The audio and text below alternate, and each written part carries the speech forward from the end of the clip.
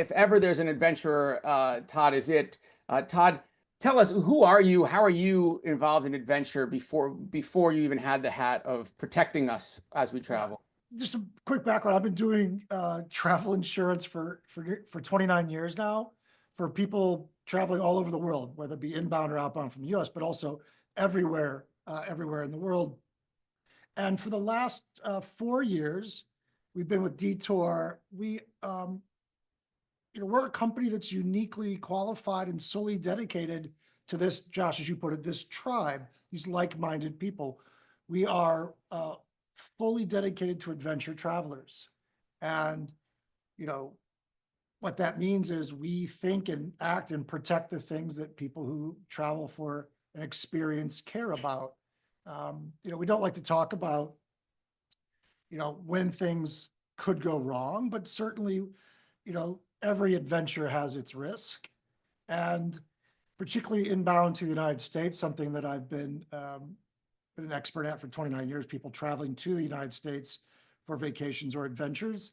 There are, I'm sure everyone's heard, there are stories about the cost of medical care in the United States. And so I just wanted to touch on that.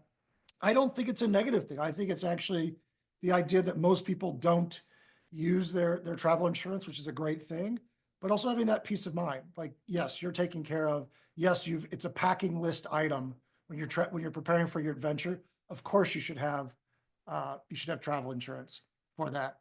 And just to dispel anything, it's typically less than $10 a day for travel insurance. It typically it's around $8 a day, but I just say to be safe, it's less than $10 a day for most trips to the US. On my slide, you can see the three must-haves. Yes, we're here. Detour is our adventure travel protection, but this is really things to think about when coming to the United States to prepare for your adventure. There are a lot of options in the marketplace to buy travel insurance. It's offered nearly everywhere now. And so the things you really need to look out for, that's what I want to be. I'd like to educate more than be a sales pitch. The three things that you absolutely must have is the highest medical coverage possible. That usually is a minimum of $100,000. The price difference from $100,000 in coverage to $1 million in coverage is really pennies. And so it just makes sense to get the highest level that you possibly can afford. The second thing, most standard insurance policies actually exclude most of the activities we just talked about. Some of them exclude soft and what we call hard or extreme adventures. You have to look for those types of exclusions. Unfortunately, it's a long contract with wording. And one of the things that we don't like about insurance, even though we're in the business, is this idea of the complexity and the hidden definitions and hidden exclusions. So make sure that the coverage does provide for both adventure and extreme activities. We say adventure and extreme. These are soft and the more extreme activities. And then the third thing that's critical, this isn't really insurance, this is the service that's wrapped around it. So these are assistance services in multilingual, even though most people speak English. But if it's not your native language and you feel more comfortable in an emergency situation, this is what the assistance line is there for. But it's also if you lose your passport or you need legal representation. These are services that aren't really insurance, that are just provided in any good travel insurance and assistance services package. Look for those three things. A must do. Read the fine print. It's where you are buying a travel insurance policy. It's a promise. The promise is outlined in a contract. And the fine print is not where they get you, but it is certainly does explain what is covered and what, more importantly, is not covered. Must do. This bottom piece, I think everyone's heard the stories. I've had a lot of firsthand experiences of folks getting medical treatment in the United States and how expensive it really is. These are not exaggerations, unfortunately.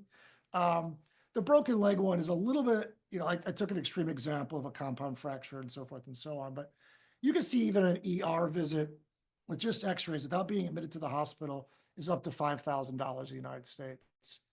And the US hospital system is very good at asking for either a medical card or a credit card when you get to the hospital.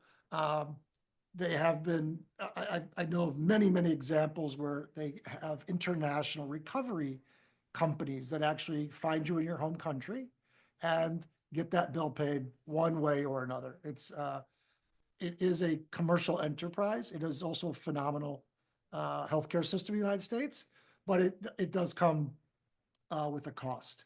And so we don't want anyone going to hospital in the US. We want them to enjoy their vacation and go home safely and take with them only memories.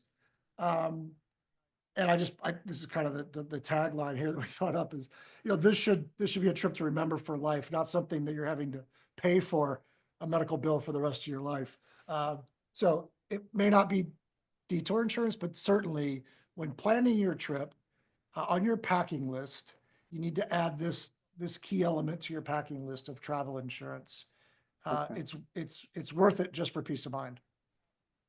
Awesome, Todd. Real quick questions, and then again, everybody, we're going to stay on for some Q&A. So feel free to use the Q&A function here. But again, it's important. A lot of people are probably thinking, well, I clicked the button for insuring let's say we'll start with a simple one. I bought my flight ticket and I clicked the button to insure my flights.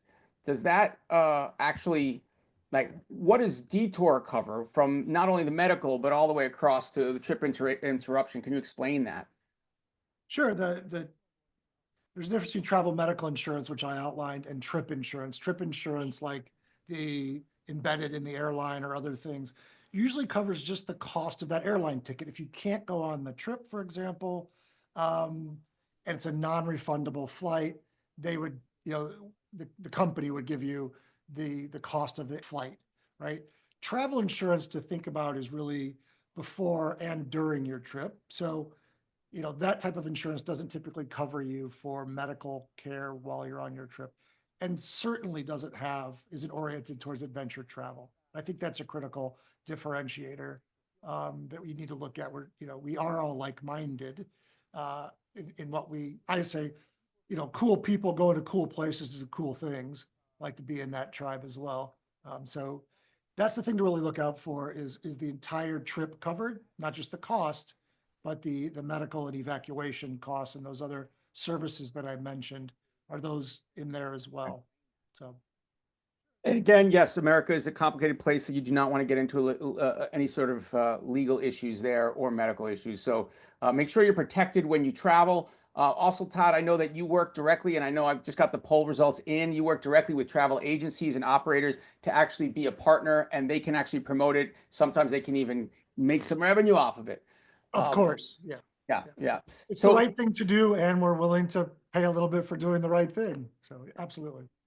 awesome. Todd, thank you very much. Todd Hancock from Detour Travel Protection. In a world where we feel every day like we're facing a lot of challenges, people are divided among a lot of different topics, I really believe in the power of adventure travel, rolling up your sleeves and getting out there, leaving the rest of the world behind and experiencing life with other humans, whether you knew them already or now know them after. So again, please keep that in mind. Over here in the US, we very much feel a kinship for all of our fellow travelers.